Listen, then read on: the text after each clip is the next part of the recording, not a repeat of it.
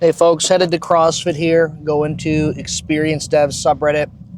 This topic is an engineering manager that's actually worried about how likely or possible it is for them to switch back to being a individual contributor. Now, the reason for that is I think they're kind of nervous about demand for their skills. I think they said they've been in the industry for 20 years and they've been a manager for 6 years and they hate it. Surprise, yeah. I think they literally say, surprise, surprise, I hate it. And I totally can understand why. For most engineers that go into engineering management probably don't enjoy it. The few interesting things I want to touch on is, like, one, we have someone with 20 years of experience that's like nervous or afraid. I don't know the right word. Concerned, probably a safe word to use.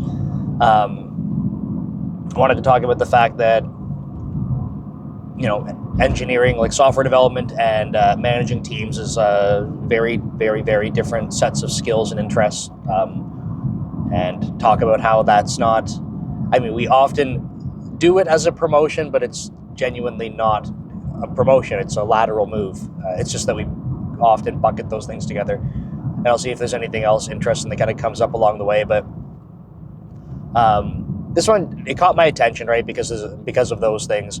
And to start off, on the sort of like the skill issue thing, I suspect a lot of this comes from the competitive job market right now, right? You have a huge volume of people that are applying for positions. This isn't like news to anyone right at this moment.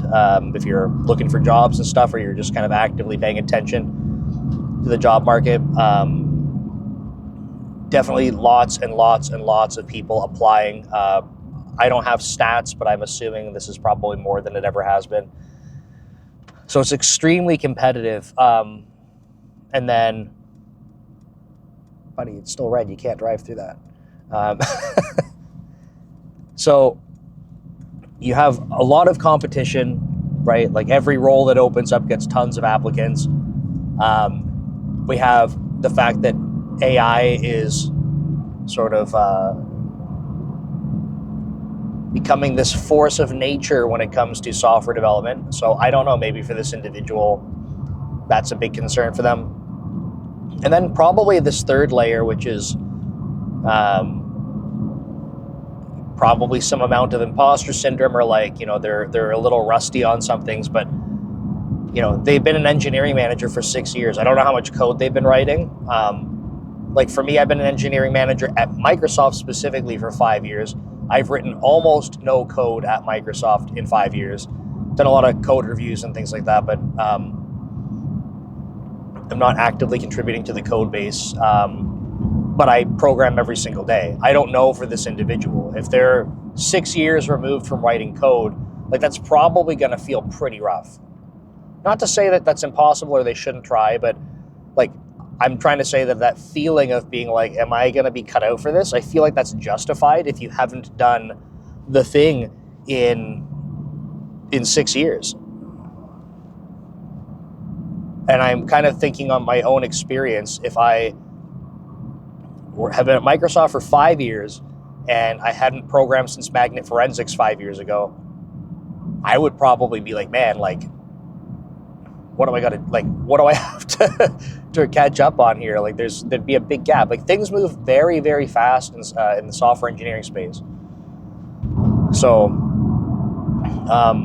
all that to say that, I think there's a lot of things stacked up, sort of air quotes here, against this person. And I feel like it's be normal for them to kind of feel this way about what's going on. Now, I don't think that means that it's impossible or they shouldn't do it or anything else. I'm a firm believer that, like, if you need to change and you want something, like, you find the ways to make that happen. Is it going to be challenging? Sure, but it's going to be challenging for all these things I've already said in this video. it's not like something being challenging is not a good reason to not do it. Right? Like, it was challenging for me to get into software development, like to land a job, and it was 9 years of programming, 5 years of university.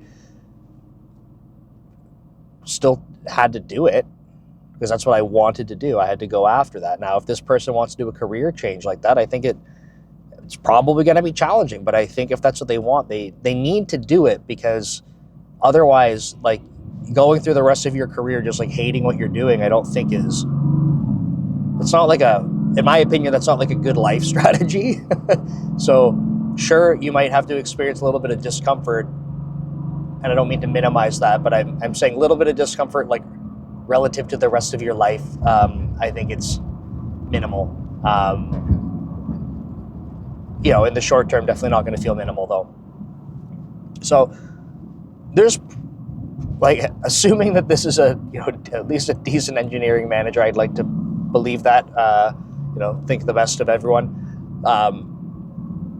I'm sure they have lots of great experiences that will help make them stand out in terms of a more senior software engineer. I don't know necessarily what level they're applying for, what company, all this kind of stuff. Like, the naming makes a difference and stuff. But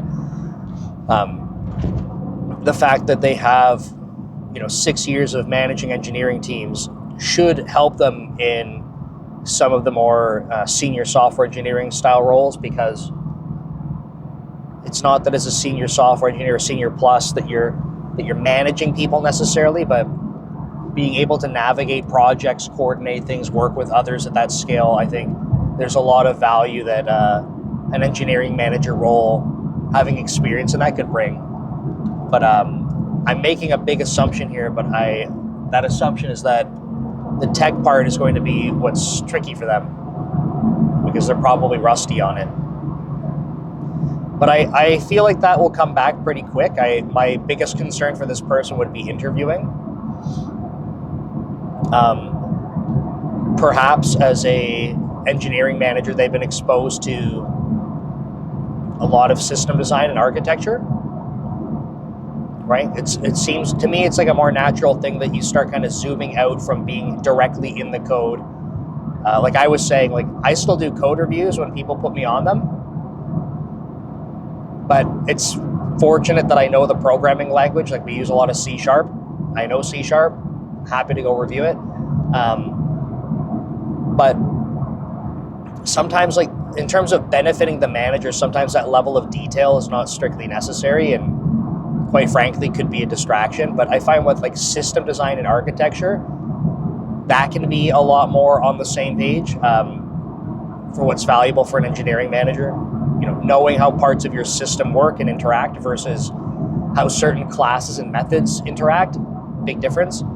So I don't know what their exposure is like, but if we assume that they've been exposed to more architecture conversations, system design, then, like, perhaps for interviewing, their system design skills are where they need to be, or require some practice, but not like starting from scratch. I suspect that their coding interview capabilities are probably pretty minimal, and I say that because I feel like most people's are, unfortunately. And I don't mean unfortunately that most people aren't practiced at it. I mean unfortunately because it's probably lead code, and practicing that seems pretty useless to me unless it's a hobby of yours. So because a lot of companies ask lead code style questions, if you haven't been doing lead code for fun, I think you probably got to brush up on it. If I were to leave Microsoft right now and start applying, I would absolutely have to go practice lead code, even though I program every single day outside of work. Why? Because lead code does not represent building real software. It just does not. But places ask it. So I bet this guy's got to, suffer through a little bit of that. I'm making some assumptions here, but again, if they're kind of nervous about the transition, then I think that's probably one more reason to add in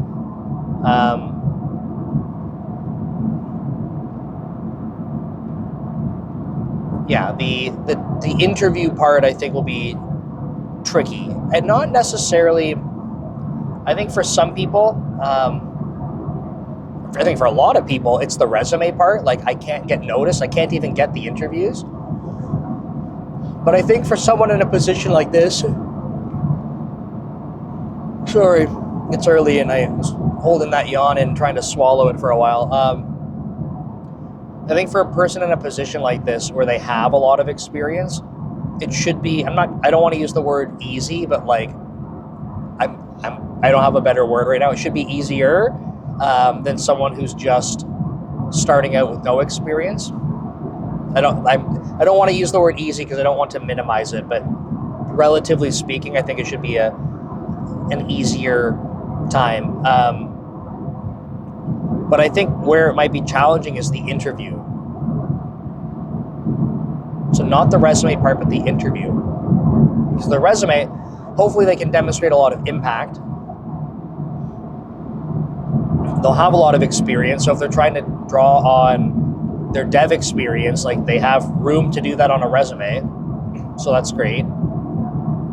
And then I think the interview part's probably going to be the most challenging, where they'll probably do they're better suited for the behavioral style interview questions. I find, like, as engineering managers, if you're doing an okay job, you should probably be able to navigate those at least. System design, maybe not as great, but hopefully had more exposure to that. And then the coding stuff, I think, is going to be a challenge, but that's all interview. And then I suspect that once they're getting started on the job, it'll all come back, like, pretty quick, right? They've seen what has to happen with onboarding people over the past 6 years as being an engineering manager for them. They've been in the industry before. I think that stuff will all come back pretty quick. So I'm just trying to think through this journey that they're going to be having to go on, and that's kind of where I think they'll have the most friction. But a couple of lane changes. One more.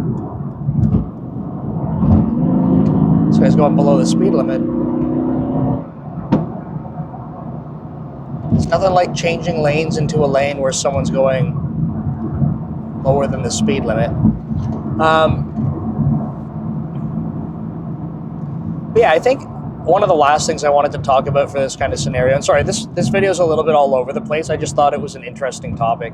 I realize most of my videos are kind of like here's what I recommend based on my experience. I just wanted to, like, think through this one together, but I got another yawn.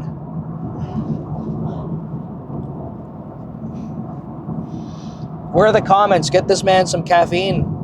That's right, but I can't caffeinate before CrossFit because my heart rate's a problem already.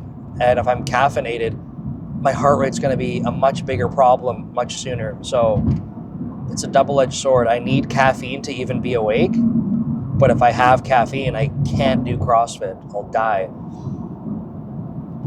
I used to have a lot of caffeine before going to the gym for bodybuilding, but not for CrossFit. The last thing I wanted to talk about for this engineering manager thing was just this, like, oh, buddy, no, don't come over here. That was dumb. Someone was pulling out onto the road, but they were going to come into my lane. I can't explain it because you can't see. And then they didn't. They just turned onto the road and then turned back off. So, very weird.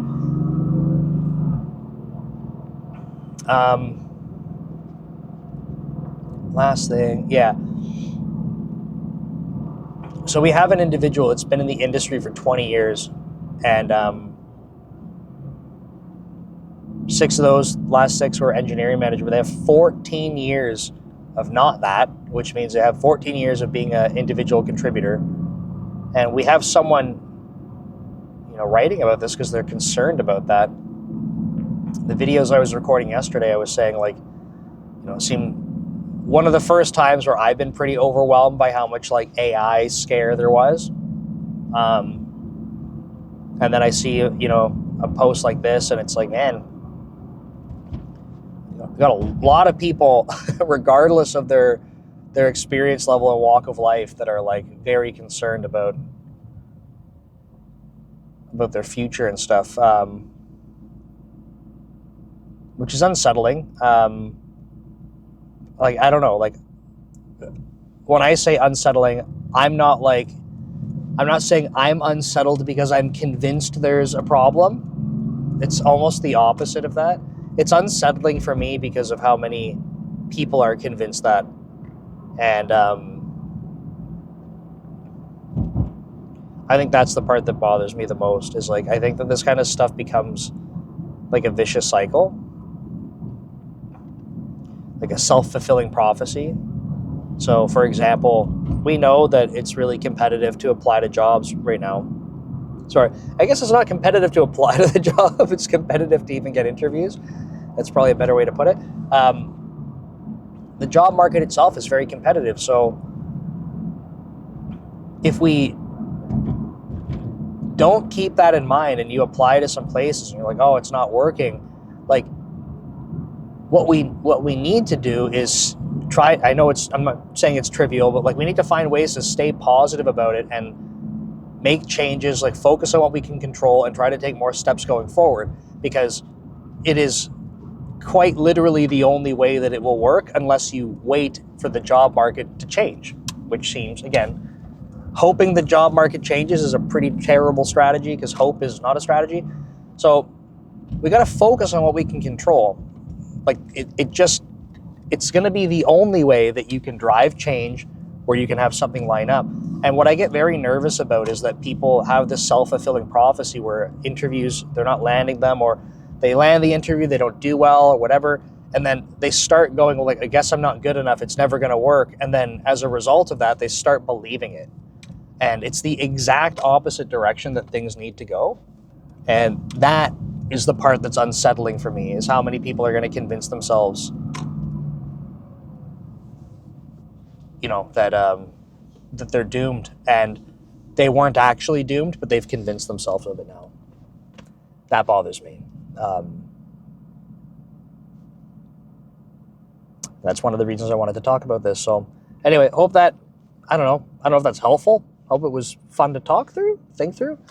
And if you have questions that you want answered, leave them below in the comments. And otherwise, go to codecommute.com, submit your questions there. It'll be totally anonymous. Check out my main channel, DevLeader, for programming tutorials. And I have 2 other channels that I am spinning off from that.